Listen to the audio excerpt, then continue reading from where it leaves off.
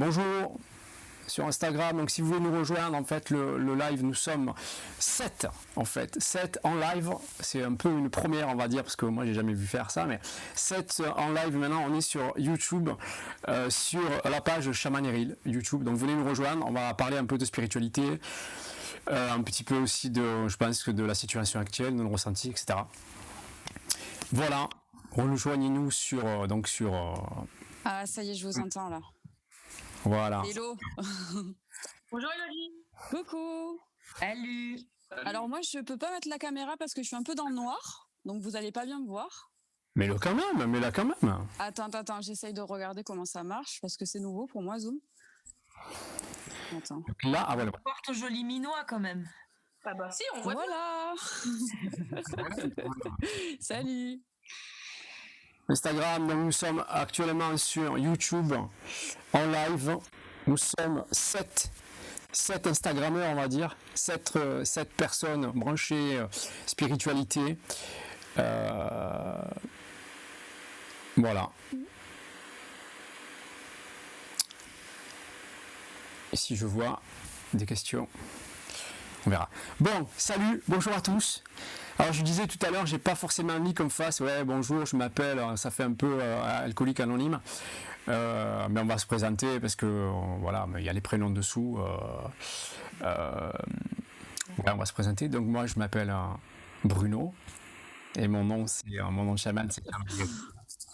Je connais toutes les personnes qui sont là, je les connais sur Instagram parce que j'ai communiqué avec eux. On a eu des interactions. Et voilà, donc Sarah, donc ce soir on a Sarah, en haut à gauche. À ma droite j'ai Alex, Guillaume. Et vous avez un lien de parenté ou c'est cousin du style salut cousin? Non, on est cousin. Amandine, Angelina et Elodie. Peut-être, je sais pas, si vous voulez vous présenter ou pas? Vous voulez dire un petit mot sur ce que vous faites? Parce qu'on est aussi là pour dire, pour parler un peu de ce qu'on fait. Hein. Je veux dire, on va pas se priver, c'est quand même intéressant de dire ça. Alors par contre, moi, je suis désolée, je vais pas pouvoir rester trop longtemps avec vous. Ouais. J'aurais aimé passer un petit moment, mais il faut que je surveille. J'ai mis de quoi faire cuire au four, donc j'ai pas envie que ça crame. Donc il se peut que je m'en aille et que je revienne. Ok. De toute façon, là, je vais... tout ça, c'est enregistré. Et après, on le repassera sur YouTube et sur Instagram. Hein. Donc, voilà. Donc, alors, Sarah, vas-y. Alors, donc, Sarah, bon, je vais dire, je vois par rapport à ce que je vois sur l'image, Sarah est à gauche, je te laisse l'honneur. À toi l'honneur. Dis-nous, voilà. Dis-nous. Est-ce que je fais un petit peu voilà. Ouais. Voilà, pour 3 heures. Hein. Non, je plaisante. En fait, moi, à la base, je suis née médium. Et en fait, ça a été un chemin depuis très jeune où j'étais dedans. Et donc, pour le coup, j'ai été formée très rapidement au Reiki au départ. Et après à l'énergétique. Et puis, en fait, professionnellement, c'est depuis 10 ans. J'ai un cabinet en hypnose, en shiatsu et en énergétique. Ok. Waouh. C'est bien, hein. Moi, je trouve que c'est bien de mélanger les méthodes. Hein. C'est vraiment un truc. En fait, elles sont toutes complémentaires. Parce que tu vois, par exemple, l'hypnose, tu peux travailler dans le mental. Quand il y a un blocage, quand tu n'arrives pas avec un patient dessus, tu vas prendre une autre technique. La technique soit énergétique, qui va être aussi sur le subtil et sur les émotions, ou le shiatsu, on va travailler sur le physique. Donc vraiment, tous sont complémentaires. Donc je m'amuse en tout cas. Oui. Le mélange, de toute façon, je trouve que le mélange du physique et du subtil, c'est très complémentaire. C'est ce que je fais moi aussi de mon côté, puisque je vais dire rapidement, je vais parler aussi de ce que je fais aussi dans le subtil. C'est qu'effectivement, je travaille en chamanisme, mais nous, avec ma femme, on a un centre de musicothérapie où on travaille sur la rééducation de l'oreille avec plusieurs méthodes, réflexe archaïque, brain gym, travaille sur les planches d'équilibre aussi. Elle a une méthode inspirée de Tomatis. Je ne sais pas si vous connaissez. Et le mélange de tous ces trucs, c'est un truc incroyable qui fait que on peut remettre quelqu'un d'un burn-out, des gamins qui sont en TDA, TDAH, donc troubles qui sont un peu speed, etc. Ça fonctionne du tonnerre. Des personnes qui ont des acouphènes aussi. Les acouphènes qui sont dus à des chocs psychologiques. Les chocs sonores, c'est difficile à faire revenir. Mais moi, je m'occupe de la partie subtile. Donc tous les jeudis, toutes les personnes du centre, tous les patients du centre, je les prends en soin. Ce qui fait qu'ils ont une part physique avec ma femme où ils vont travailler sur le physique et tout ça. Et moi, je m'occupe de tout ce qui est subtil, ce qui fait que c'est un mélange de deux et qui fonctionne très très bien. Pardon ? Ça marche du tonnerre, tout ça. Ah oui, là, le mélange des méthodes, la méthode première qu'on utilise, on peut plus, on a rajouté 3 méthodes par-dessus, on peut plus revenir en arrière parce qu'il y a trop de résultats. Plus le fait que moi je fasse tout ce travail chamanique, énergétique sur les patients, on peut plus revenir en arrière, quoi. On garde le package et voilà.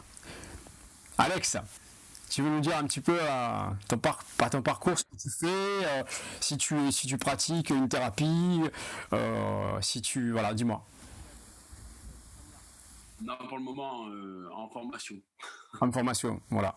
Oui, mais c'est bien parce que ce soir, on n'est pas forcément tous en train de pratiquer, c'est aussi, on est attiré par tout ça. Et, c'est ce qui fait qu'il y a de l'interaction quand on fait un live ou quand on discute ou quand on met un post. Ouais. Une formation de quoi, du coup ? Tout de suite, là, je suis en formation en coach bien-être. Et je vais ajouter ma petite touche perso, mais pour le moment, je me découvre, on va dire. Ouais, c'est bien. En plus, je trouve qu'il y a peut-être un parcours aussi un peu de combattant parce que tu avais mis un post, je me permets de parler de ce que tu as posté, mais tu as eu un parcours où tu as fait un régime. Ouais. Donc tu reviens de loin et donc ça c'est hyper intéressant. J'ai subi carrément une opération en fait. D'accord. Ok. Parce que j'ai tout essayé et je perdais pas de poids. D'accord. Ah oui, mais des fois on est obligé de passer par le côté où on est obligé d'aller physiquement. Si tu as tout essayé, mais je comprends. Moi, je connais des personnes qui ont fait ça aussi. Et là, c'est bien. C'est bien. C'est quand même ça reste quand même un parcours difficile. Bah oui, c'est sûr, c'est un parcours difficile. Mais en plus, je pense qu'en tant que thérapeute, ton parcours et tous les obstacles font qu'à un moment donné, tu auras encore plus d'empathie pour les personnes qui sont en galère. C'est exactement ça. Les meilleurs thérapeutes sont les personnes qui ont eu des choses très difficiles on va dire à dépasser. Et c'est ce qui fait les personnes les plus empathiques et les plus à même à aider les autres parce qu'ils ont réussi à dépasser tout ça. Et tu peux trouver aussi les bons mots aussi grâce à cela. Exactement, ouais. C'est clair, c'est clair. Et puis souvent, c'est ce qu'on a vécu, c'est ce qu'on attire. Ah, pardon. Il y a eu un petit télescopage. Il y a un petit coupage, on n'a pas levé la main, mince. C'est ça. Mais en fait, on se voit pas tous. Donc du coup, pour lever la main, c'est... Alors, moi, je vous vois pas tous. Ah, moi, je vous vois tous. Je suis sur l'ordinateur, je vous vois tous, moi. Ah, c'est pratique, ça.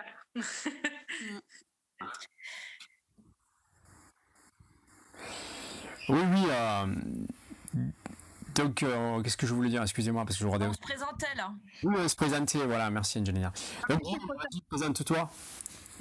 Qui, moi, du coup ? Non, Amandine.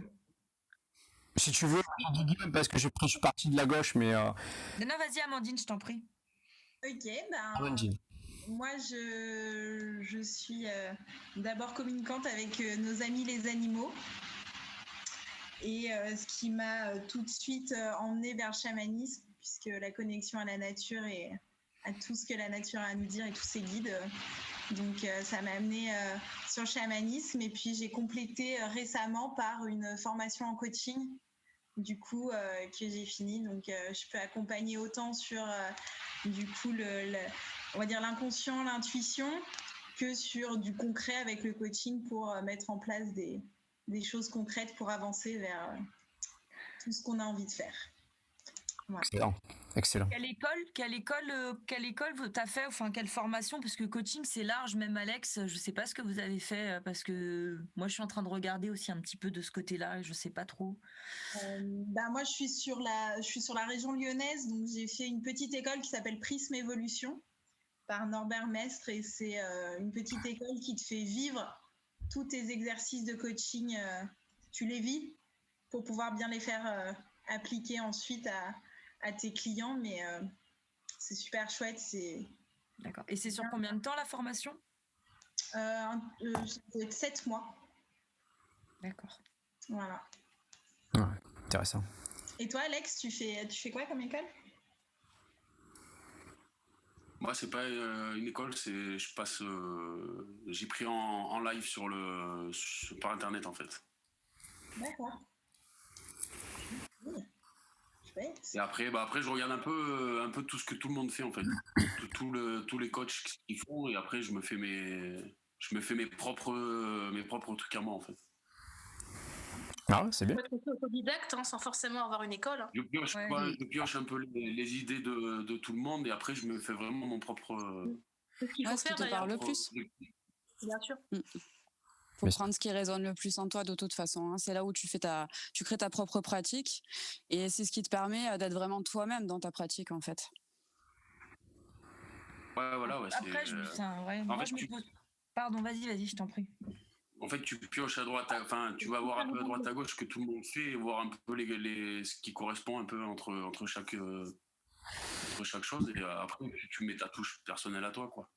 Oui, bien sûr. C'est comme ça que les méthodes sont créées. Hein. Tu prends un peu à droite à gauche, au bout du compte, c'est quand même toujours ça. Tu prends à droite à gauche et tu fais ton propre truc, ta propre aioli, ta propre mayonnaise, et après ça prend et tu le vois quand ça fonctionne, tu vois que ça fonctionne, quoi. Guillaume, alors tu veux nous dire un peu ce que tu fais? Alors moi déjà je suis débutant déjà total. Ça fait 2 petites années que j'ai commencé un peu à pratiquer. Alors magnétisme sur des petits soins niveau entourage, tout ça. Un petit peu de cartomancie. Ouais. Parce qu'en fait les messages sont venus, et donc du coup j'ai dû compléter un peu avec la cartomancie pour vraiment savoir, avoir plus de précision en fait. Et puis du coup j'essaye de développer un peu tout ça. Du coup voilà, donc ça reste pour l'instant très très soft. Donc c'est pour ça que tu viens sur des lives, que tu interagis, parce que ça t'intéresse, quoi. C'est profondément intéressant. J'apprends beaucoup de choses là, ne serait-ce que ce soir, ça va me permettre d'apprendre beaucoup de choses. Ben oui, c'est bien le partage, c'est ça qui est bon. Donc Angelina. Moi c'est une bonne transition, Déjà, Guillaume, t'as passé le cap déjà. Ouais, ah oui, d'accord. D'être là, c'est ça, Guillaume, pour Guillaume. Ouais, il faut se faire confiance, hein. Ouais. Il faut se faire confiance, c'est marrant parce que moi c'est un peu comme Guillaume, donc du coup moi je suis aussi aux prémices de tout ça. Moi ça va très vite par contre, donc effectivement comme Sarah disait, c'est vrai pas d'école, mais il y a tellement de choses là qui viennent, qui tombent. Moi j'ai fait 2-3 formations, j'ai fait une formation en énergétique, un premier niveau qui s'appelle le rêve, mais qui m'a parlé sans me parler. Je sais pas, peut-être que j'y reviendrai. Le rêve, c'est une méthode de récupération d'énergie. Voilà. Ensuite, j'ai fait aussi une formation avec un chaman japonais qui est samouraï, ninja, etc. Très intéressant, avec des formules, avec des choses, toujours dans la pratique énergétique, dans le soin, dans la purification, voilà. Et moi, très fortement aussi attirée par la cartomancie, les cartes. Là, je bosse beaucoup sur tout ce qui est... alors, je peux pas utiliser ce terme parce que c'est breveté, mais donc je travaille moi je l'appelle la carte des énergies de naissance. Et je suis en train d'étudier et d'écrire aussi, en collaboration avec une amie, un livre sur tout ce qui est arcane majeur, mais du coup pour interpréter les cartes des énergies de naissance. Je donne un exemple. Si je bosse sur le 12, le pendu, c'est le lâcher prise. Et trouver des vrais termes et des vraies choses qui peuvent définir le caractère d'une personne, qui peuvent définir une émotion, et pas dire côté positif, côté négatif, comme tous les bouquins que j'ai vus. Je veux que quand je lise ou quand je lis, ça me rappelle tout de suite la personnalité de la personne, et ça lui parle en fait. Je trouve que les bouquins, c'est pas assez parlant sur la vie concrète, quoi. C'est un peu, après c'est mon avis, hein. Donc je bosse là-dessus, et puis et moi la vie là m'impose, pas m'impose, mais m'amène des gens, des consultations, des clients. Hier, j'étais en week-end, il a fallu que je gère un truc que je savais, et je sais, et en fait, je suis pas formée, j'ai pas de choses, mais je sais ce qui se passe et je fais, et puis voilà, en fait, après, au fur et à mesure, il y a plein de choses qui se passent, Il y a beaucoup de choses, beaucoup de choses et voilà. Donc moi, je suis contente d'être là ce soir parce que ça me permet de créer du lien et de voir des gens et de me dire bon, je suis pas toute seule. Et ben moi, j'accueille en fait, je laisse venir les choses et je me rends compte que ça se fait. Mais moi, j'ai l'impression que là-haut, ils sont très pressés pour moi parce que ils arrêtent pas là. Tout le monde est pressé. Comment? Pour tout le Je monde. crois que c'est tout pour tout le monde. Ah ouais, non mais ça. c'est fou quoi. Ils nous pressent un max là en ce moment. Hein. Ah ouais, non, mais je le sens, quoi. Et t'imagines, c'était hier, normalement, c'était le week-end, tranquille, et hop, il y a un truc qui tombe. Il faut que je travaille, quoi. Je me dis, bon, j'accepte, tu vois, je fais, quoi. Je dis rien, je fais, quoi. Il n'y a plus de week-end après. Hein. Ouais, il n'y a plus de week-end. Je leur ai dit, vous déconnez quand même, vous me faites bosser même le week-end en famille, quoi. C'est pas possible, quoi. C'est du délire. Après, il faut savoir quand même des fois. Ouais, faut savoir. Non, se mais là, respecter, c'était une s'écouter, nécessité, là. Non, là, c'était vraiment important. Voilà, tu te laisses des créneaux d'urgence. Non, mais là, j'ai fait un mini soin de 20 minutes et la personne, je pense que il fallait que je le fasse. J'ai entendu que c'était important, donc je l'ai fait sinon. De ce côté-là, ouais, j'essaye quand même de me respecter, vraiment, qu'il y ait quand même, que ça vienne pas. Mais quand c'est demandé, quoi, il faut faire, quoi. Enfin, bon, Ouais. C'est vrai. Mais c'est pour ça que des fois, c'est intéressant d'avoir aussi un autre numéro ou un autre accès pour les patients et qui fait que si tu l'actives pas, s'il n'y a pas de notification, bah, même s'ils ont une urgence, bah, tant pis. Tu vois, si tu n'es pas disponible, parce que des fois, tu vas dire je le fais quand même, mais tu vas laisser ta famille, tu vois ce que je veux dire, et résultat, tu vas sauver quelqu'un, peut-être pas forcément sauver, mais tu vas aider quelqu'un qui a besoin d'aide, mais il y a des moments où on n'est pas dispo aussi. Il faut que les patients sachent que des fois, on n'est pas dispo. Et il faut qu'ils fassent des fois avec aussi. Sinon, après, on se perd. On peut le faire au début, mais après, c'est difficile parce que ça nous pompe et on n'a plus de vie.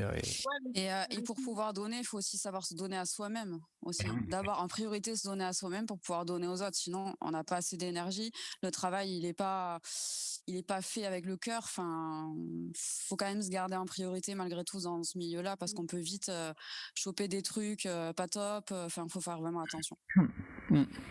C'est sûr. Ce serait quand même le comble quand même de faire un burn-out énergétique et d'aider les gens qui sont en burn-out, tu vois. C'est ça. Donc ouais, des fois, il faut se préserver, c'est très important. Super important. Pas se sacrifier. Faut pas faire un sacrifice en fait, Il y a un une don de soi. différence entre le partage et le sacrifice. C'est ça. Attention. Oui, c'est hyper important parce que moi je pense qu'il faut vraiment, je le dis tout le temps, mais suivre son intuition. Tu vois, moi ce soir, par exemple ce soir, le soin, je sentais qu'il fallait pas le faire. Et je me suis dit, on va faire un live. Je vais proposer un live, tu vois. Et bon voilà, c'est peut-être ma vérité du moment, mais voilà. Et donc on fait ça aujourd'hui. Mais il faut suivre, c'est-à-dire des fois on se dit, non, je suis pas là, je veux pas être là, et je suis pas là, et je coupe.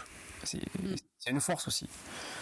Moi, le week-end dernier, j'étais pas avec vous parce que je sortais d'une semaine de formation en hypnose jusqu'à lundi. J'étais trop éclatée. Je me suis dit non, je prends soin de moi. Ah, mais c'est bien. Il faut le faire. Je crois qu'on a tout le monde s'est présenté, hein. Non, moi je me suis pas présentée encore. On l'avait dit ça, mais tu t'es pas là tout à l'heure. Non, on l'a pas dit. Non, je n'étais pas là. Je suis partie, je suis revenue, je suis repartie pour aller voir éteindre le four, tu vois. C'est un peu compliqué pour moi le dimanche. C'est quoi, tu fais un gratin? C'est quoi, une tartiflette? Non, j'ai fait une tarte au poireau. Tu vas manger après? De quoi? C'est pour demain ou tu vas le... Non, on va manger là après. Ouais. On va manger. Guillaume, il arrête pas de nous faire des trucs. C'est un intermittent. Moi, j'étais intermittent. Il nous fait des... Voilà. Ouais, donc moi, je me présente. Donc, en fait, Elodie, hein, vous l'avez bien compris. Moi, j'ai commencé donc à développer des facultés dans l'enfance. Donc, plutôt en connexion avec l'au-delà. Voilà, il se passait beaucoup de choses et en fait j'ai occulté cette chose-là par peur pendant des années et à chaque fois ça me revenait en pleine face, à chaque fois comme pour me dire mais non, c'est ta voie, il faut que tu restes là-dedans quoi. Alors j'ai pris des chemins détournés, j'ai été dans des métiers en fait qui m'ont appris autre chose mais qui étaient en fait dans des compétences qui m'ont aidé aujourd'hui en fait dans mon métier de thérapeute parce que j'ai été dans la coiffure pendant 6 ans, donc je touchais les gens, je travaillais ce qu'on appelle sur le fil de l'âme Et j'avais énormément d'écoute et d'échanges avec mes clientes. Donc, ça m'a appris tout ce qui était psychologie, écoute et tout ça. Et c'est quelque chose qui m'a toujours passionnée. Avant, j'étais dans le management, donc c'est pareil, il y avait des similitudes. Et donc, j'ai commencé à développer mon magnétisme par le toucher. Et à force de pratique, j'ai eu un déroulement de séance qui est venu en connexion. J'ai commencé à pratiquer ce déroulement de séance et après j'ai commencé à me former. Je me suis formée au Reiki, je me suis formée à la kinésio, je me suis formée à plein d'autres pratiques et je me suis énormément intéressée à tout ce qui était ADN, mémoire cellulaire. Et aujourd'hui, je pratique beaucoup l'ADN et la mémoire cellulaire dans mes séances de magnétisme. Qu'est-ce que je fais là? Je me forme à l'hypnose actuellement. Donc voilà, pour partir sur de l'hypnose maïotique en régression spirituelle. Donc là, je fais l'hypnose ericksonienne et je vais basculer sur l'hypnose maïotique après. Et Lydie, si tu as besoin, je peux t'aider. Hein. Ok, nickel. Je suis formatrice dedans, donc si tu veux, tu me poseras des questions. Pas de souci, on en discutera si tu veux. Mais en général, si tu veux. Oui, c'était déjà prévu, hein, t'es sur ma liste en première. Tu l'as vu dans mon œil ou pas? T'inquiète, venez, ça me fait plaisir. Nous aussi, il faudra qu'on se voit. Hein. Bah ouais, on n'est pas loin en plus. Ouais. Qui peut parler là? Je suis à Colombes dans le 92. Ah oui, mais je parle de Sarah parce que Sarah est à 30 minutes. Dans 30 minutes aussi. Ah bah oui, sûr. Et moi, je suis dans le 34, alors du coup, je suis loin de vous. C'est près du cœur, comme on dit. Voilà, c'est ça. L'Hérault 34, c'est l'Hérault. Oui, c'est l'Hérault, c'est ça. C'est quoi comme ville? À côté de Montpellier, un petit village. Ah ouais, bien sûr. On voit que c'est la seule qui est en extérieur, tu sais, nous. Mais il fait pas chaud, hein. Je vous garantis, il y a du vent là ce soir, il fait vraiment pas chaud. En fait, je me suis mis dehors parce qu'au moins je suis au calme, il n'y a pas de bruit, tu vois, je suis dans le jardin, il y a la verdure autour. Et puis le froid, ça fait du bien aussi. Ouais. Il a neigé chez vous parce qu'aujourd'hui il a neigé chez nous, en Essonne. Non, pas du tout. Il a fait beau aujourd'hui. Elle a pas su, hein. Il y a des flocons, ils étaient énormes. Moi, je suis marseillais, ils étaient... Comme ça. Bon, alors, de quoi vous voulez parler? Parce que là, c'est présenté, tout. Comme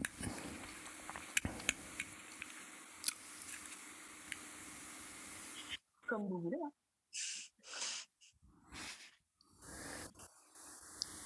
Eh bien, on va dire au revoir, hein. C'est bon, du coup, c'est présenté. Voilà. Bon, on a Thierry. Vous connaissez Thierry, là, il a posté quelque chose sur YouTube, là. Il a mis « J'adore les posts d'Alex ». Donc Thierry, son pseudo, c'est Thierry le gourou français. Vous avez vu sur Insta? Non. Il met des posts très intéressants. En plus, je trouve qu'il a beaucoup d'humour. Et des fois, il pose des trucs. Et des fois, dans ses commentaires et tout, des fois, on rigole bien parce qu'il est un peu caustique aussi. Et moi, j'aime bien ça, quoi. Et voilà. Donc, il a mis de belles personnes intuitives et connectées. Ça, c'est un beau compliment, ça. C'est sûr. Moi, je le prends. Voilà, mais là, je l'ai invité pour ce soir, mais il a dit bon, je ne serai pas. Mais il a dit j'ai encore le syndrome de l'imposteur. Mais on peut parler de ça, si vous voulez. Grâce à Thierry. On l'a tous eu à un moment donné. Hein. Alors, qu'est-ce qui a fait que vous vous êtes dit bon, je suis pas un imposteur? C'est un long travail sur soi et de se dire que de toute façon, si on est ici, qu'on est incarné ici et qu'on a ces capacités-là, c'est qu'on doit en faire quelque chose et qu'on est aussi là pour accompagner les gens, pour apporter en fait une aide à cet éveil qui est en cours parce qu'il y a énormément de gens qui sont en éveil aujourd'hui et on a autant de droits, on est autant légitime que les autres personnes. Oui. Il faut se faire confiance et il faut faire un travail justement sur sa confiance en soi et sur ses capacités.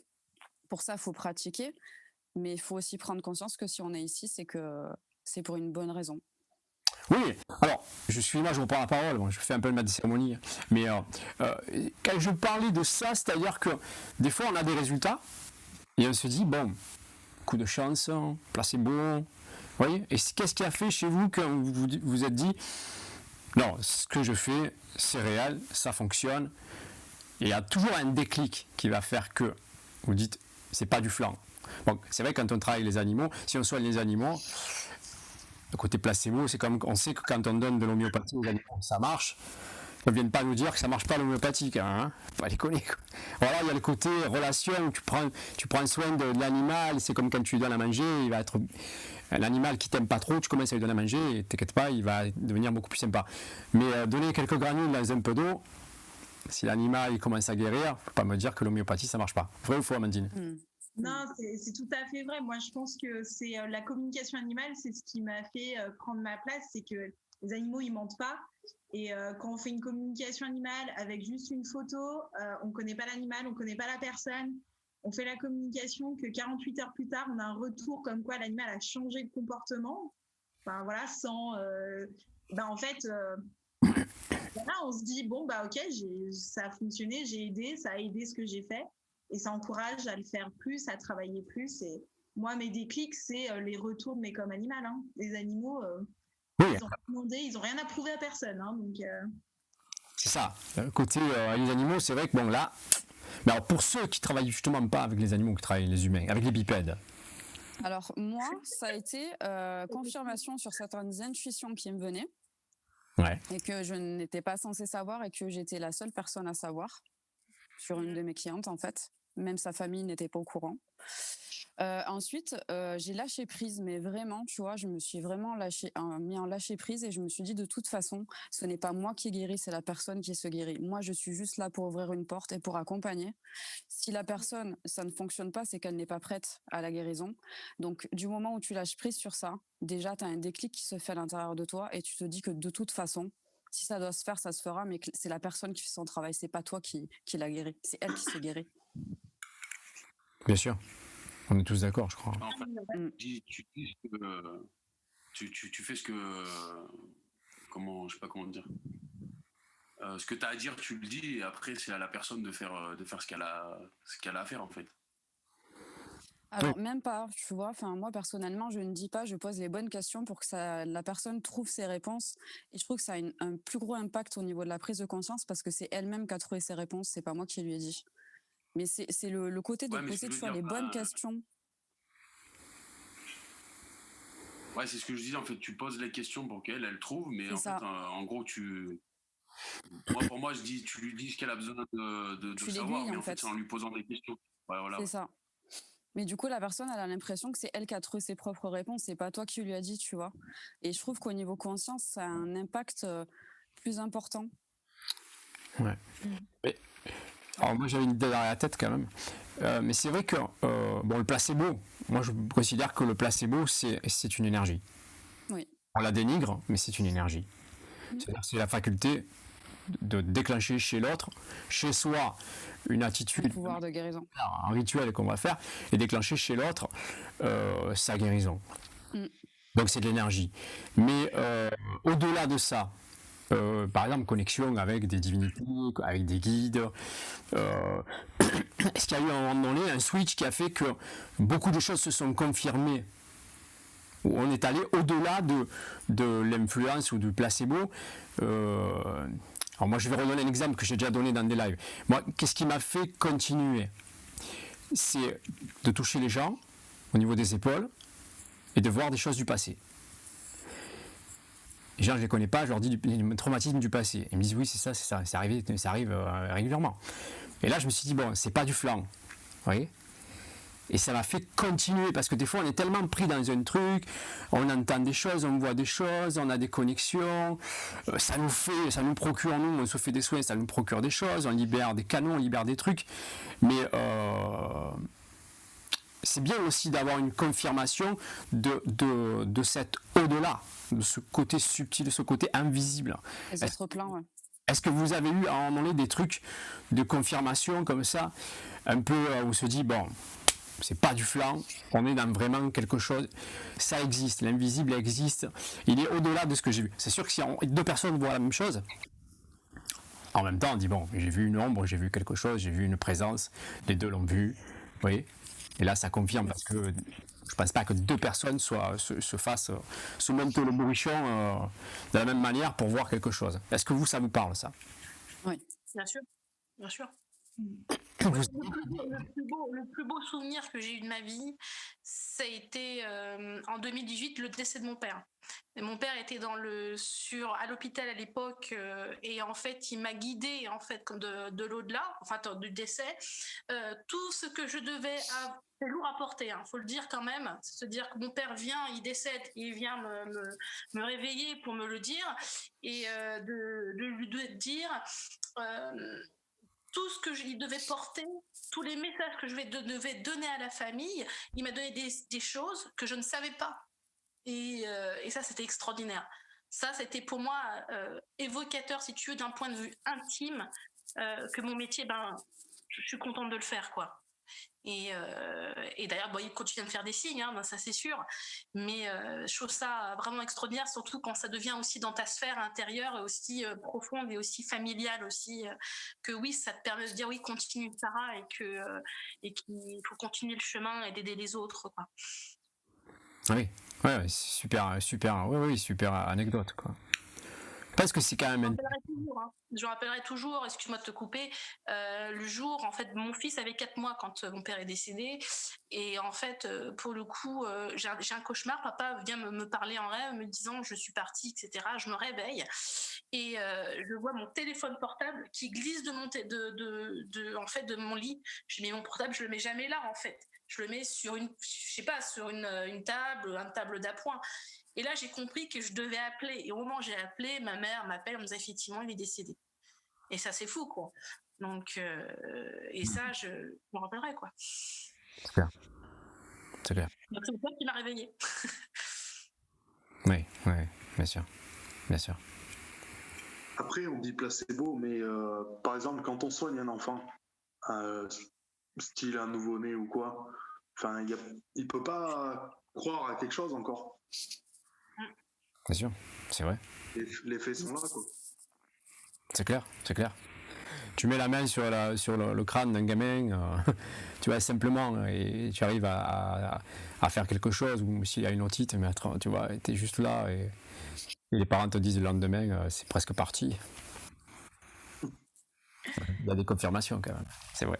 Ouais, moi, je vais raconter une histoire vis-à-vis de ça, parce que moi, je suis séparée du papa de mes enfants, et mon fils avait de l'eczéma et des verrues. Et vraiment, mais violent, quoi. Et on n'arrivait pas à le soigner, on est passé, etc. Enfin, voilà. Et un jour, je dis, je vais le magnétiser, c'est pas grave, j'essaye. Voilà, je le fais. Je sais pas, peut-être 3, 4, 5 jours après, il avait rien. Et je lui ai expliqué à mon fils. Et j'ai le père qui m'appelle, qui me dit, oui, c'est quoi les trucs que t'as fait là? Qu'est-ce qui se passe? Il me dit, tu m'envoies, c'est quoi là? Qu'est-ce qui se passe? Pourquoi le petit n'a rien? Et mon fils avait réussi à expliquer à son père ce que c'était, et moi j'ai envoyé juste une fiche d'information sur le magnétisme, mais c'était drôle, quoi. 5 jours après, elle me dit, mais c'était quand cette histoire, etc. Parce que c'est vrai, là c'est vraiment visible, quoi. Des verrues, tu les vois, ça fait 1 an et demi qu'on se bat contre les verrues, qu'on l'a emmené chez le dermato, qu'on a ci, qu'on a ça, l'eczéma partout dans les bras, partout, enfin. Donc là tu te dis, bon, ok, et là c'est vrai, c'est des signes, quoi, et ça passe par la vie, quoi, et donc du coup ça chemine tout doucement, quoi, plein de petites choses comme ça qui s'accumulent, qui viennent. Voilà, comme disait Guillaume, tu testes sur tes proches, quoi. Donc voilà, moi j'y testais, mais je me suis pas dit que c'est pas que j'allais pas y arriver, mais je l'ai fait avec mon cœur, avec tout mon amour, mais après le reste j'ai laissé faire, quoi. J'ai vraiment laissé. Finalement, tu as eu raison. C'est l'amour, en fait. J'ai eu raison. J'ai eu raison. Donc voilà, c'est vrai qu'il faut se faire confiance. Je crois qu'il y a beaucoup de choses où c'est vrai que tout part de nous et il faut vraiment se faire confiance, en fait. Ça, je pense que c'est le plus difficile, et tout ça, ça part de nous, quoi. Je pense que ça se tisse au fur et à mesure, et voilà, il y a des liens, il y a des explications, il y a du vécu, et voilà, ça crée l'histoire. Et ce qui forge ta confiance aussi, Angélina, c'est plus tu vas faire, plus tu as des résultats, et plus sur le temps, en fait, tu vas prendre confiance en toi, en fait. C'est ça, ouais. Faut continuer, faut pratiquer. Ouais, mais ça me fait tellement peur que quand je vois ce qui se passe, quand je vois ce que j'arrive à faire, ça me fait flipper, quoi. Sans formation, sans rien, je me dis, Enfin, tu vois, juste hier, je traite le truc, je me dis punaise, mais c'est pas possible, j'ai jamais fait ça de ma vie. Je le vois, je dis bon bah là c'est une entité. Je me dis bon, qu'est-ce qui se passe? Tu es testé. Et je suis restée, mais tu vois, mais on dirait que c'est même pas moi, tu vois, je suis restée là, j'ai regardé, j'ai fait. Et tout était juste, tu vois, j'ai dit, on était à table tous ensemble en train de manger des gâteaux, quoi. Et j'ai dit, tu vois, là, cette respiration, elle t'appartient pas. Ok, on est là, Je me dis, ok, c'est bon, même il y avait ma mère à côté, il y avait, ça, tu vois, hop, j'ai pris la personne à côté, j'ai géré le truc et tout s'est bien passé, quoi, tu vois, en un quart d'heure, quoi, c'est juste fou, quoi, tu vois, tu te dis, bon, ok, c'est géré, c'est fait, basta, bon, ok, il y a autre chose encore qui vient, comment ça se passe, quoi. C'est fou, quoi, c'est vraiment, Ça va faire partir ton quotidien, en fait. Ouais, mais je le sens, hein. C'est déjà le cas, hein. C'est vraiment déjà le cas, hein. C'est vraiment déjà le cas, hein. Mais c'est un cadeau, hein. Je le vis comme un cadeau, hein. Je le vois pas du tout comme un fardeau, hein. Tes dans la enfants sont reconnaissance. connectés aussi? Comment? Tes enfants sont connectés aussi? Oh oui, je pense. Oui, je pense. Oui, je pense. Je pense. De toute façon, la nouvelle génération, de toute façon, des enfants sont connectés même immédiatement, quoi. Mon fils qui a 3 ans, il voit les entités, il me dit tiens, je vois une boule verte là, il me dit ah, il y a un monsieur, voilà. Donc, je pense que les nouvelles générations sont assez immédiates. Bon, alors, qu'est-ce qu'on va leur laisser à ces gamins? Hein? Comment ça va se passer là? Comment vous sentez les choses? Qu'est-ce qu'on va leur laisser à nous? J'ai foi.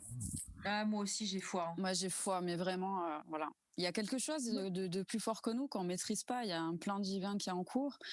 Et moi, j'ai envie de nourrir cet égrégore-là, justement, pour aider à ça. Et je pense qu'on est de plus en plus nombreux à s'éveiller, à prendre conscience de tout ce qui se passe. Et même chez les personnes qui ne sont pas ouvertes à la spiritualité, ils ont conscience de ce qui se passe, qu'on est manipulé. Enfin, j'en discute avec plein de gens et tout le monde a la même avis que nous, en fait, au final. Mais après, quand est-ce que ça va bouger? Ça, je sais pas.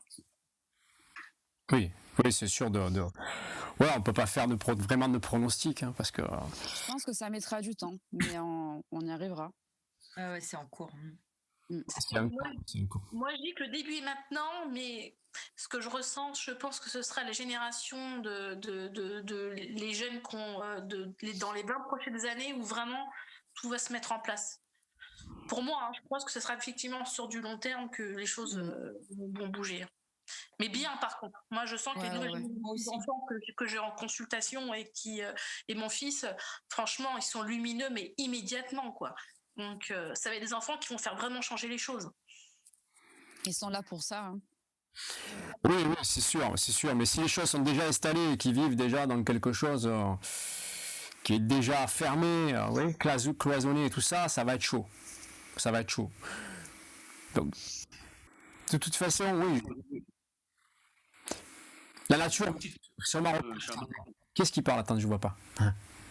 Alex, oui. Quand c'est comme ça, là, du coup, que ton gamin, il pose plein de questions comme ça, qu'est-ce que tu fais? Tu bloques, enfin, tu t'expliques bien ou tu vas tranquille quand même, parce qu'il faut pas non plus... Je sais pas comment expliquer, en fait. Faut pas... Je veux pas que ça le bouleverse trop, quoi, non plus. T'as un exemple, Alex? Tu parles des entités, là, Alex? Il voit des choses, le gamin? Non, mais il parle tout le temps des planètes. Oui, mais pourquoi ici c'est comme ça? Pourquoi ici comme ça? Enfin, que des choses un peu... On dirait qu'il va ailleurs, quoi. Mais il se demande pourquoi ici c'est comme ça, pourquoi là. S'il se demande qu'est-ce qu'on fout là, c'est génial, je trouve. Moi, je me faisais jeter quand je demandais, quand j'étais gamin, mais pourquoi tu demandes ça? Ça va? Mais non, je comprenais pas. Qu'est-ce que... Ouais, je sais pas. Pour moi, en fait, moi, un fils un peu comme... Enfin, voilà, un peu comme toi, moi, je dis tout. Moi, j'explique tout, j'explique le cosmos, l'univers, sans forcément être tout le temps dans la spiritualité. Mais s'il me pose des questions, je réponds avec ses propres mots. Je pense que les enfants, ils ont le droit aussi de vérité, mais en étant à leur manière. Hein, ils sont tout à fait aptes, ils comprennent très très bien. Hein. Ouais, N'hésite pas à le faire, hein, au contraire. Même toi, tu seras sacrément surpris de leur réponse. Bien sûr, ils ont besoin Ils ont pas de d'authenticité. filtre. Ouais, l'authenticité, ça se perd. Hein. Sinon, ils se sentent trahis. C'est comme l'histoire du Père Noël. Mm. Tu leur dis pas oui, ça existe. Alors, attention, hein. Je sais pas, moi en tout cas, c'est ce que j'ai fait. J'ai pas dit oui, ça existe. Alors, à l'école, il était à l'école. Ouais, Père Noël, machin. Non, je répondais pas forcément. Hein. J'ai pas dit oui, il va venir. Jusqu'au moment où après le gamin il comprend qu'il vient pas. Mais voilà, c'est pareil. C'est pareil. Bon, vous pensez que ça va bouger? Ah Moi, oui, je pense moi que je le Non, sens. ouais. Moi, je pense que la nature, elle n'a pas fini de râler et de nous remettre notre place de humains. Oui, c'est clair. Je pense. C'est clair. Moi, je pense que la nature, que ce soit les animaux, les éléments, les végétaux, ils n'ont pas encore fini de nous exprimer tout ce qu'ils ont à nous dire pour qu'on comprenne vraiment où est notre place, notre juste place et ce qu'on doit en faire en fait. Et excuse-moi de te couper, Amandine, mais n'hésite pas à regarder, tu sais, Miyazaki, si tu connais les films, où justement c'est des mangas, si tu veux, en dessin animé, ils expliquent ça comme la princesse Mononoke, si tu connais, et ils expliquent que justement la nature se rebelle contre justement les humains. C'est ça. Ils sont déjà bien ouverts, les Japonais, par rapport à cette question environnementale. Ouais. Mais en France aussi, de plus en plus. Hein. Les jeunes, ils ont vraiment une nouvelle conscience. Moi, ça m'avait étonnée. J'avais été à plusieurs formations Pôle emploi où il y avait plein de gens divers et variés. Et il y avait beaucoup de jeunes qui, justement, se redirigeaient et se formaient pour voilà, tout ce qui est renouveau, par exemple, par rapport à l'agriculture, les graines, comment consommer différemment. Et même moi, j'étais étonnée. Je dis, punaise, mais la nana, elle a 23 ans, elle est là, elle est pop. Je vois mon frère qui est jeune, je vois plein de jeunes qui consomment différemment, qui vivent différemment, qui se posent des questions, il y a vraiment, et c'est là que je vois la lumière en fait, que je me dis ouais, je le sens quoi, c'est sur le fil quoi. Ça va bouger. C'est en y croyant et en le voyant que ça va arriver en fait. Je pense qu'il faut vraiment voir la lumière et c'est ce vers quoi on tend quoi. Enfin pour moi c'est ce que... Ouais, il va sûrement y avoir un déclencheur qui va faire que ça va basculer. Et là, donc Thierry, il interagit sur YouTube, là, il dit on est autant de cheval de Troie qui auront ou qui ont déjà leur utilité. Il faut se souvenir qu'il n'y avait pas tant de résistants que ça lors de la guerre de 40 et on a vu l'impact. C'est clair. Parce que des fois, il y a des personnes qui ont des réactions, là, couvre-feu à 18h, ils se disent non, mais on va pas sortir, ou machin, ça va. Heureusement qu'on n'est pas sous l'occupation, parce que. C'est clair. T'imagines, si tu sors pas après 18h, ou parce que tu vas pas chez quelqu'un parce que t'es invité, parce qu'il y a un truc, je veux dire, t'imagines la résistance? C'est chaud, quoi. Bon, par contre, moi, les amis, je vais devoir vous abandonner. Je serai restée avec plaisir. Et je vais aller manger, profiter un peu de mon homme. Attention, faut pas que... Et ouais, on se voit que le dimanche, donc du coup, j'essaye de profiter un petit peu de lui le dimanche. Normalement. Bah ouais. Voilà. Profite bien. Et je vois qu'il tourne, il vire, il me fait des petits coucous d'un air de dire j'ai faim. Eh oui. Donc du coup, je vous embrasse et puis je regarderai la suite du live en replay. Oui, c'est vrai, mais moi j'avais dit qu'on finissait à 9h, il est 9h, mais comme ça a mis un moment à oui. Bon, moi, en tout cas, passez tous une belle soirée. Belle soirée, Elodie. Gros bisous. Bonne soirée à toi. Merci, à vous aussi, belle soirée. Ciao. Quand on pense à mai 68, quand même, il y a eu des choses qui ont bougé. Hein. Mais c'est vrai que c'est les étudiants c'est eux qui ont déclenché les choses. Mais là, on a les restos, par exemple, il y a plein de restos qui disent le 1er février, on ouvre. Mais ils ont raison. Ah oui, parce qu'ils disent, de toute façon, si on n'ouvre pas maintenant, on va mourir. Et si on ouvre, on va avoir une fermeture administrative. Donc de toute façon, on va mourir quand même. Donc il vaut mieux que les gens ouvrent. Voilà. Et ils regardent ce qui se passe. Est-ce qu'ils vont arriver à gérer, à fermer tout le monde? S'ils se font dépasser par les événements, ils se feront dépasser, hein, il n'y a pas de problème. Hein. Petite question, mais en Europe, ils C'est ce que faire la résistance. ils vont jouer le jeu aussi. Alex, tu as coupé la parole à Sarah. C'est pas grave.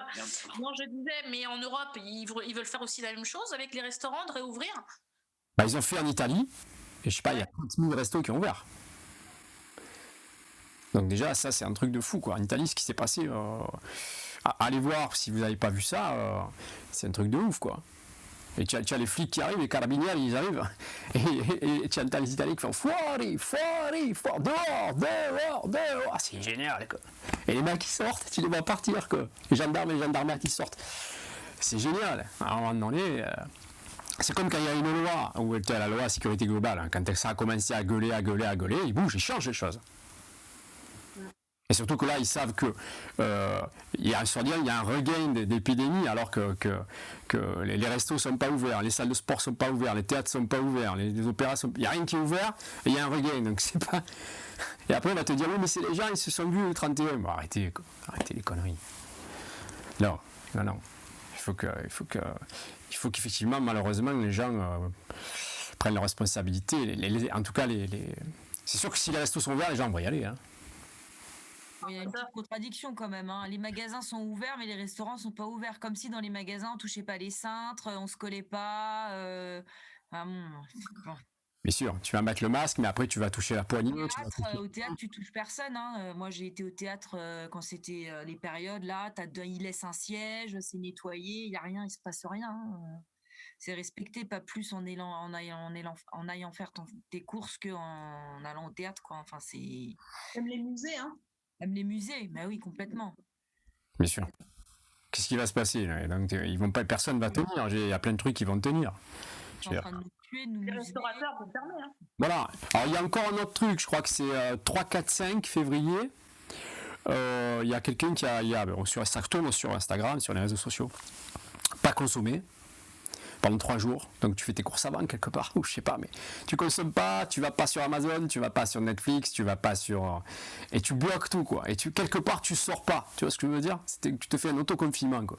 Mais tu bloques tout quoi. Un truc où tu saisis ce moment-là et nous citoyens on bouge plus. Je trouve que c'est pas mal, ça peut être pas mal, ça peut créer quelque chose. Ça peut créer un électrochoc. Ah ouais, ça peut être bien, mais il faudrait que tout le monde le fasse quoi. On parle avec n'importe qui, ils sont tous ah bah oui mais qu'est-ce que tu veux faire? Oui, c'est comme ça, même si c'est comme ça, on ne peut rien faire, bien sûr. Mais non, mais on peut toujours faire quelque chose. Bien sûr. Je me permets de dire, n'hésitez pas à regarder de l'autre côté sur Netflix, qui parle justement d'une pandémie, etc. Et en fait, j'étais à Madrid, je crois, et il crée justement un univers où de plus en plus tout est fliqué, selon les secteurs, on peut pas rentrer comme ça, etc. Et c'est vrai que c'est assez flippant. Je vous le conseille, c'est de l'autre côté. De l'autre côté, d'accord. D'accord. Donne peut-être un scénario, si tu veux, où on se rapproche plus progressivement, on verse un peu ce scénario-là, en fait. J'ai entendu parler du grand reset. Ce fameux truc qui a été fait par un mec qui s'appelle Schwab. Notamment. Ouais, mais alors celui qui a créé le forum de Davos, là où il y a toutes les élites qui sont invitées, il a fait un bouquin qui est sorti au mois de juin, et il dit dans ce bouquin, il y a pas mal de gens qui ont traduit, hein. C'est un truc en anglais, un anglais un peu chiadé, je veux dire. Mais il dit non, on ne pourra jamais revenir il y aura un avant et un après, quoi. On ne pourra jamais revenir à la vie d'avant.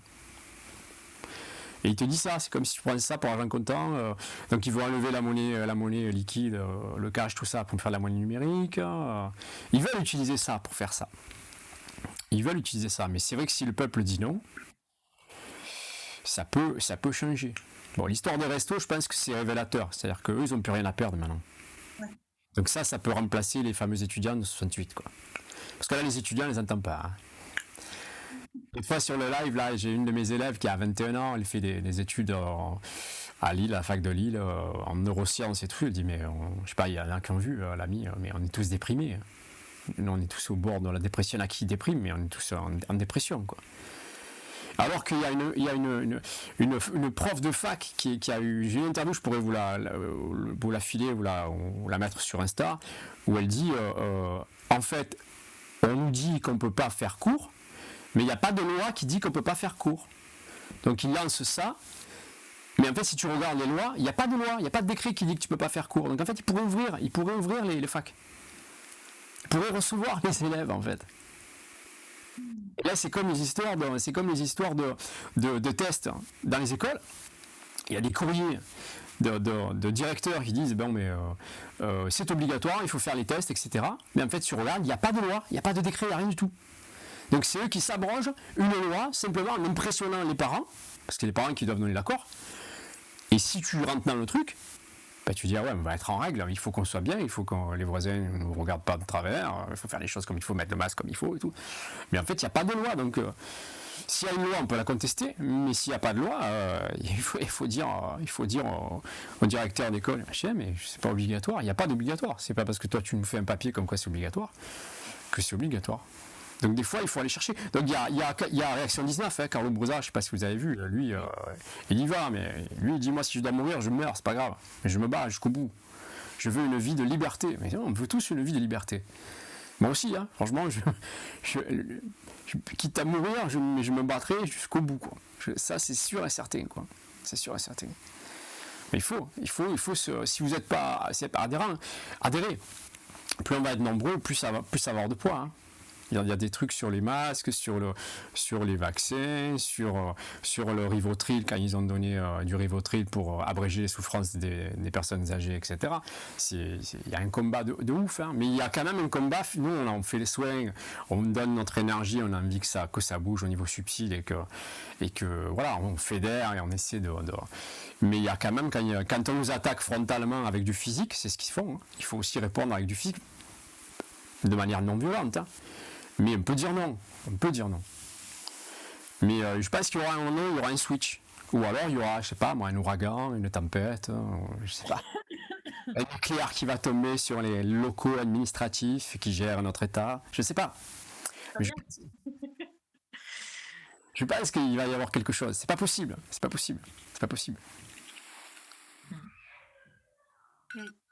Est-ce qu'il faut quelque part attendre le point de non-retour? C'est ça le problème. Est-ce que l'humanité est obligée d'aller jusqu'au, tu vois, à l'extrême limite pour changer, tu vois?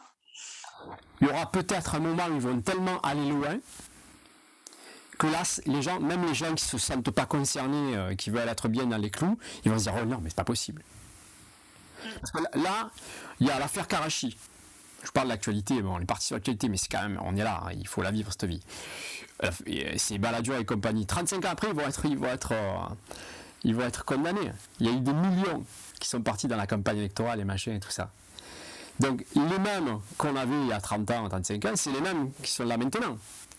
Et les mêmes qui veulent nous faire la picouse, et c'est les mêmes qui sont impliqués dans toute l'affaire du sang contaminé, le truc de l'hépatite B, les machins. Mais il y a des gens, ils oublient ça. Ils oublient qu'il y a eu tous ces soucis avec les labos, tous ces soucis avec des mensonges, Ils oublient ça, les gens. Ils oublient. Mais je pense qu'il ne faut pas oublier, parce que ça, c'est la réalité. Ils pensent que c'est une confiance éperdue en l'État, aux gens qui nous gouvernent, ils sont tous sympas, ils font tous... Non, mais ça n'a jamais été comme ça, jamais. Est-ce que tu penses que vraiment les gens qui sont dans les clous, c'est par confiance en l'État, ou c'est juste parce que ils savent pas quoi faire? Parce que moi, je pense que je suis pas sûre que tout le monde dise non, mais si, ils ont tous raison, il faut écouter le gouvernement, il faut écouter les labos, ils ont tout. Moi, j'ai jamais. Et pourtant, je connais plein de gens qui sont vraiment dans les clous, qui veulent tout respecter et tout, mais ils disent pas que c'est par confiance en l'État, hein. C'est juste qu'ils ont peur de pas être dans les clous. Ils savent pas quoi faire pour être juste. Mais moi, personne m'a dit j'ai une confiance absolue en l'État et ils font ce qu'il faut, hein. Oui, mais à partir du moment où tu suis les consignes, c'est que tu fais confiance. Tu vois ce que je veux dire? Ouais. Mettez le masque dehors, c'est dangereux, mettez 2 mètres entre vous, ne prenez pas les masques en tissu, c'est pas bon. Tu vois ce que je veux dire? Les gens qui suivent ça, ils peuvent dire mais attendez, c'est n'importe quoi, je suis pas d'accord. C'est une forme de soumission, d'une certaine manière. Mais ils ont une confiance absolue, mais ils oublient l'affaire du sang contaminé, ils oublient tous ces mecs-là. Ces mecs qui ont dit non mais on ne voit pas. C'est les mêmes, ce sont les mêmes. C'est juste des descendants, hein. Ce sont des lignées, ces gens, c'est des sangs noirs, hein. Ce sont des lignées, on n'est pas dedans, nous, on est des fourmis, on n'est rien du tout, quoi. Ce sont les mêmes. Mais il y a les gens la mémoire courte. Je dis, les gens, ils sont endormis maintenant par les médias, hein. C'est un truc de dingue. Ouais, ils se posent pas de questions, les gens. Enfin, tu te poses pas une question. Enfin, même intérieurement, moi, il y a plein de choses, ça me dérange, mais les gens, on les a déconnectés. On a déconnecté les émotions, on a déconnecté le cerveau, on a déconnecté la bouche, on a déconnecté tout. Et les gens qui viennent nous voir, c'est des gens qui quoi? Moi, qu'est-ce que je fais? J'ai la même capacité que les autres. J'ai exactement la même capacité, sauf que comme moi, j'étais en souffrance et que j'ai vécu des choses dures, je me suis dit, je vais peut-être faire autrement, je vais me connecter différemment. Mais les autres personnes qui n'ont pas ces épreuves-là, qui n'ont pas ça, ils ont déconnecté la machine émotion, ils ont déconnecté le fil du cerveau, ils ont déconnecté le fil du cœur, ils ont déconnecté tout ça. Et quand ils viennent nous voir, on leur dit, mais attendez, vous avez la possibilité d'allumer cette lumière, de connecter ce fil, de connecter à votre cœur, de connecter à vos émotions, de connecter à ce qu'il y a à l'intérieur de vous, de voir que vous avez une âme, mais vous savez que vous avez une âme, vous existez. Vous n'êtes pas que métro, boulot, dodo. Vous pouvez ressentir, vous voyez, quand je vous pince, ça fait quelque chose, oui ou non? Mais les gens, ils ressentent même plus tout ça. Et c'est le travail qu'on doit faire de réveiller tout ça et de reconnecter tous les gens qui viennent nous voir. Allez, venez, on va vous reconnecter. Tac, tac, tac. Et on se donne la main et on allume la lumière et on se redonne la main et on y va et on connecte cœur avec cœur et on guérit. Et c'est comme ça. Et c'est là qu'on va recréer un nouveau monde. Mais sinon, c'est quoi? C'est parce que les gens, c'est même plus endormis, ils sont morts. C'est des morts vivants. Moi, je les vois. Même des fois, c'est flippant. C'est pas évident de... Et moi, ça me fait peur. Hein. Quand j'en vois, je me dis, mais c'est des robots, quoi. Ils ont une puce, elle est où? On appuie sur quel bouton, quoi? Ouais, déjà, c'est vrai qu'il faudrait qu'ils jettent leur télé, ça, c'est sûr. Ça, c'est pas gagné, quoi. La manipulation se fait aussi par la télévision. Hein. Ça fait des années et des années. À leur télé, à Cyril Hanouna et compagnie, quoi. Tu vois le truc. Comme au premier confinement, hein, ils avaient fermé des rayons, mais par contre, le rayon télé, il était ouvert. Hein. Ah ben, t'imagines? Ah ouais? Je sais pas. Tu vois, on est même plus en évolution, on est en involution. Ouais, c'est clair. Mais bon, si tu t'es un peu travaillé sur toi... C'est qu'il faut quand même. Pardon, excuse-moi. Oui. Ce qu'il faut, c'est qu'à l'heure actuelle, le QI baisse. Ils ont fait les tests et ils ont vu qu'effectivement, pourtant on a tout ce qu'il faut en technologie, tout ce qu'il faut, et finalement, vous voyez bien les jeunes, les SMS, tout par des demi-mots, des machins, en fait, tout ça fait baisser progressivement le QI intellectuel. Ouais. Ils regardent des émissions comme, comment ça s'appelle, là, les télé-réalités, là, les machins, les anges à télé-réalité, tout ça, c'est de la manipulation, hein. Ça, c'est de la manipulation pour que les gens involuent. Hein. Bien sûr, et en plus, ils sont toujours... Je suis tombé dessus, moi, une fois. Quand ma fille était beaucoup plus jeune, elle m'a dit, papa, je veux regarder ça. J'ai dit, ben, je regarde avec toi. Je veux voir ce que c'est. Putain, ils ont pas... Le truc, ça a duré une demi-heure, je sais pas quoi. Ils n'ont pas arrêté de se hurler dessus. Alors, c'est quoi? Ils vont leur montrer comment on fait pour se disputer, comment on fait pour se gueuler dessus, la violence verbale. Putain, alors là, t'es au top, quoi. Je dis, mais je te laisse pas regarder ces trucs-là, quoi. C'est pas possible. Ouais, mais c'est bien. Mais c'est des acteurs. En plus, ils sont là, ils ont une scénar et tout. Mais les gamins, pour eux, c'est ça la vie, quoi. Et c'est cette manière, ils vont reproduire cette manière de se hurler dessus. De se hurler dessus, de se traiter, de parler du physique des gens, de tout ça. Que le matériel, tu vois, toutes ces nanas, elles n'arrivent même pas à épeler un monde entier, mais par contre, elles savent très bien vendre des produits, hein, des vêtements, du luxe, travailler le moins possible et gagner le plus. Alors, moi, je veux bien, hein, moi, ça ne me dérange pas, à condition qu'il y ait du sens dans ce que tu fais. Sauf qu'il n'y en a aucun sens. Et alors là, énergétiquement, c'est très bas, hein, tout ça. Ah ben ouais. Mais en fait, tout est à la casquette, parce que si tu regardes, tu vois, quand on parle d'éducation ou machin, moi, par exemple, il y a un combat, c'est par exemple sur l'éducation, c'est par exemple la fessée, tu vois. L'éducation positive ou la violence verbale dans l'éducation, tu vois ce que je veux dire. Et il y a des gens qui disent ouais, ben bon, une claque, un machin. Moi aussi j'ai morflé, j'ai pris des roustes, hein. Mais je veux dire, moi avec mon fils je ne le fais pas. Avec mes filles, à une époque, j'ai fait comme faisait ma mère, des fois je les ai tapées. Mais un jour ma femme a lu un bouquin sur ça, elle m'a dit, tu sais, ça et ça et ça. Je suis allé voir mes filles, je me suis allé m'excuser, je leur ai dit, vous ne taperez plus jamais. Je les ai plus jamais tapées. Et j'étais convaincu. Et ensuite, pour mon fils, là, qui a 10 ans, je n'ai jamais tapé. Mais je veux dire, il y a des gens qui vont dire ouais, mais une bonne tape, ça fait rien.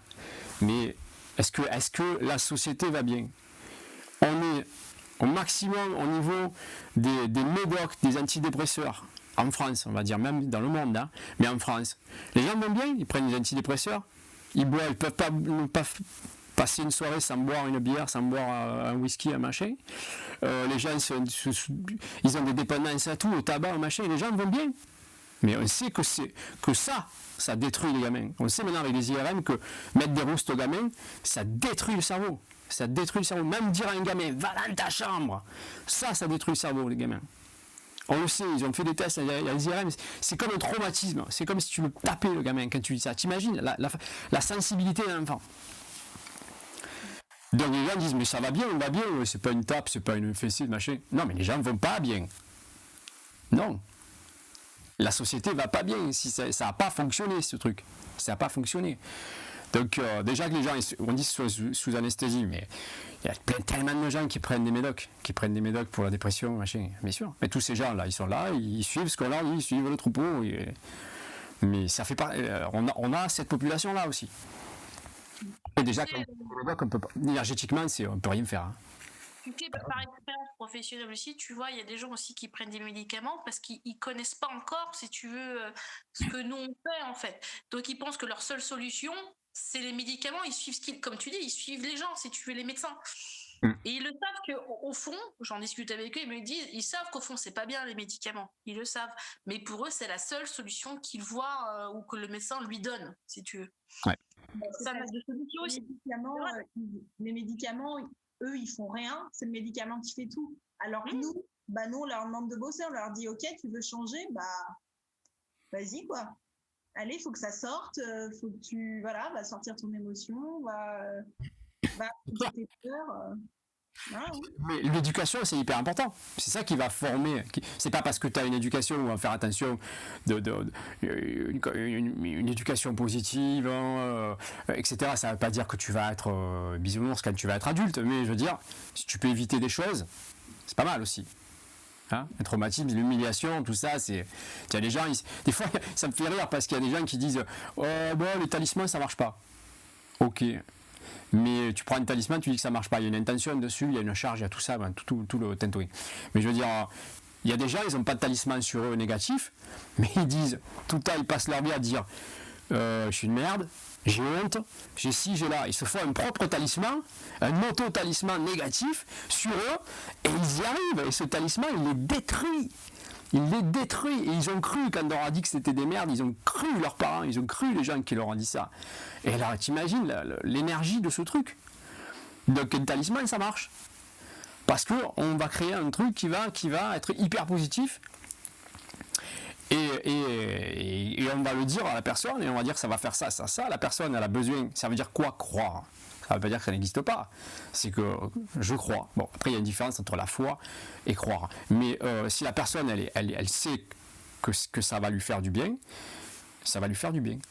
Donc, ils sont OK sur un truc négatif. Les gens, ils sont OK sur l'intention négative, comme quoi elle détruit. Mais sur l'intention positive, ils ont du mal à y croire. Alors que c'est la même chose.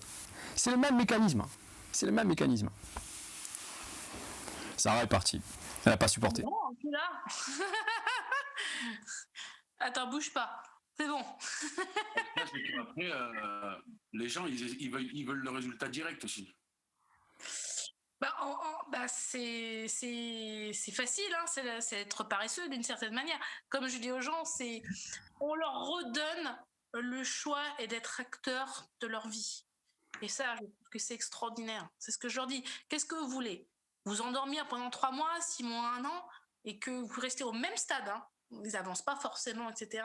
Soit tous les deux, on sue, on sort tout ce qui a à sortir et vous avancez. Voilà, mais je suis avec vous, vous n'êtes pas tout seul. Voilà, c'est un souci, si tu veux. Je maintiens de dire ce que je reviens vers toi, Bruno, c'est les gens, on est en France, on est le plus gros consommateur d'antidépresseurs. Donc il y a aussi tout ce poids-là derrière où on doit aussi éduquer les gens à changer en fait de ce côté-là. Parce que faut pas oublier, mais la sécurité sociale, elle rembourse. Ah oui, bah oui. Donc, c'est fou. Bien sûr. Tu vas prendre des fois, tu vas prendre des trucs à la pharmacie que tu vas jamais utiliser aussi. Et quand tu veux les ramener maintenant, les médicaments, ils te les reprennent pas. On marche sur la tête. On marche sur la tête. Ouais. Allez, soyons positifs et les choses vont monter. Si tu veux, voilà, on constate. Quoi. Il y en a qui appellent ça maintenant les constatistes. On constate. Voilà, on constate, on est conscient. Voilà, si on est branché, c'est qu'on est conscient. Hein. Je veux dire, on peut pas. Si on a travaillé même sans faire du magnétisme ou du chamanisme ou de la bioénergie ou peu importe, à partir du moment où tu as fait un travail de développement personnel, quand tu vois ce qui se passe, tu peux pas y croire. C'est pas vrai. Tu peux pas. Il y a beaucoup de gens qui ont fait un travail sur eux, mais tu ne peux pas. Tu ne peux pas. Bien avant un switch, moi je pense qu'on va travailler ça, un soin. Là on a fait un soin éveil des consciences pour enlever le rideau, hein, on a enlevé ce voile d'Isis là, mais il faut faire un soin pour le switch, tu vois, pour que ça paf. Il faut qu'il y ait un truc qui fasse. Moi je voudrais que ce soit maintenant incarné, si tu veux, que toutes les pensées maintenant, c'est maintenant. Il faut le faire. Ben oui, mais c'est l'erreur de trop. Peut-être l'erreur de trop va faire que les gens vont switcher. Il faut attendre. De manière violente, ou alors les choses s'installent, ça s'installe de manière, leur plan s'installe, leur système s'installe bien, et une fois qu'il est bien installé, nous on transmute ce truc. Ça peut être ça aussi. C'est-à-dire vivre autrement, regarder ce qu'ils nous proposent et vivre autrement. Soit c'est par exemple passeport vaccinal, machin, moi je ne me fais pas vacciner, je pars ailleurs. Bon là c'est une fuite quelque part, mais quelque part tu as le droit de dire non. C'est comme quand les Espagnols ils ont fui Franco. Ils ont laissé leur maison, ils ont tout laissé, ils sont partis. Des fois il faut changer, il faut savoir se casser aussi. Hein, moi je suis marié avec une Espagnole et les parents sont partis, ils ont fui Franco. Mais ça dépend. Mais soit on va transmuter avec une autre manière de vivre, une conscience, peut-être ce qu'on avait envie de faire sur la manière de manger, de s'alimenter, de faire pousser des choses, soit dans son jardin, soit sur son balcon, changer l'alimentation, enlever les sucres, enlever ci, enlever là, faire du troc, je ne sais rien moi. C'est ça. Et tu penses que c'est le gouvernement qui va faire ça ou c'est... Non, c'est les citoyens qui, à un moment donné, peuvent utiliser ce canevas, leur canevas, et transformer ça. Ils ne savent pas, eux, ce que ça peut donner, comment les gens peuvent contrer ça. Mais ça change, hein, il y a de plus en plus. Hein. Moi, je vois, il y a plein de projets d'éco-village, il y a plein de gens qui s'installent dans des maisons ensemble, il y a plein de gens qui ont des projets comme ça. Hein. De revoir l'alimentation, de tout autour de moi, j'entends plein de choses, plein de choses qui bougent, hein. Mais vraiment, hein. Mais c'est encore trop peu, quoi. Ouais, moi je trouve que les gens ont bougé quand même, hein. Ouais.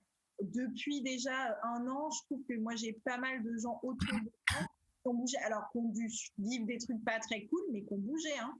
Ouais. Ça bouge. Après, est-ce que c'est un peu en souterrain par rapport à tout ce que les médias montrent? Oui, forcément. Mais ça bouge presque. Justement, on ne le voit pas. Mais le moment où ça va un peu éclore, ça va être joli, quoi. Mais... Oui, parce que moi je pars du principe que si tu commences à avoir autour de toi, dans ton cercle, des changements, c'est que le changement s'opère. C'est comme le nombre de morts, tu vois. Si tu sais qu'il y a eu des morts du corona autour de toi, tu peux t'imaginer que ça prend de l'ampleur. Hein, je considère ça. Bon, moi, j'ai déjà expliqué, mais j'ai un grand-oncle et une grande-tante du côté de ma femme. 90 ans, 92 ans, ils ont eu le virus, ils ne sont pas morts. Hein. C'était pas leur moment, ils ne sont pas morts. Ils n'ont même pas été soignés, ils sont pas morts. Donc c'est pas ton moment, c'est pas ton moment. Mais tu regardes, tu dis oui, autour de moi il y a des gens qui l'ont eu, donc tu peux te dire oui, c'est vrai, ça circule bien, il est là, il est pas loin. Après, quelle forme? Est-ce que c'est une forme grave? Est-ce que c'est pas une forme grave? 90 et 92, t'es quand même dans la tranche où normalement tu dis au revoir. Mais les deux personnes, c'est le mari, c'est cancer de la prostate, cancer de la peau, et la femme, c'est obésité et diabète. Mais ils sont passés au travers. Bon, c'était la forme de septembre, hein, c'était pas la forme de mars. Mais quand c'est pas ton moment, c'est pas ton moment. Et je pense que les gens qui gouvernent, ils le savent ça. Ce sont des gens qui font des... ils connaissent ces choses-là, ils sont pleins de symboles. Tout est symbole dans les gouvernements. Tout est symbole, ils le savent. Et en plus, ils travaillent, ce sont des confréries. Donc ils connaissent l'énergie. Ils connaissent ça. Ils savent que quand c'est ton moment, c'est ton moment. C'est pas... Il y a des gens qui survivent à des épidémies graves, et il y en a qui partent. Mais il y en a qui, des fois, on se dit, lui, il est resté, quoi. Tu vois ce que je veux dire? C'est comme ça. Bon, les amis, je vais devoir y aller, moi aussi. Bah, moi aussi, il est 27, putain. Moi aussi, je vais devoir y aller. Dépassé. Mais je reviendrai. Faudra qu'on le refasse. Ouais, c'est super sympa. C'est super agréable. Merci à vous tous. Moi aussi, je vais y aller. Je vous abandonne. Prenez soin de vous. Merci pour Bruno pour cette initiative et de nous faire nous connecter, nous lier tous. Merci. C'est cool, ça va donner l'interaction et une synergie importante. Déjà, voilà. C'est bien parce que même quand on se voit sur Insta, quand on interagit, tout ça, il y a un égrégore qui se crée automatiquement. On s'est connecté, là, on a tous des facultés, des trucs, on s'est connecté, on est là, on se ressent, on sent les trucs, on sent comment on les imaginait, comment on les perçoit en vrai. Il y a tout ce truc-là qui est un peu magique aussi. Est-ce qu'on sentait la bonne chose? Voilà.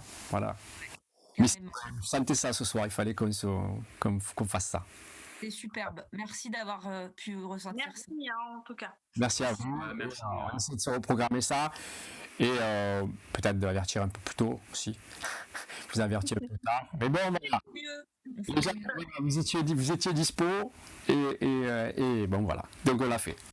C'est chouette. Bisous, au revoir, bonne soirée. On fait un bisou aussi à ceux qui sont aussi sur YouTube. Au revoir YouTube.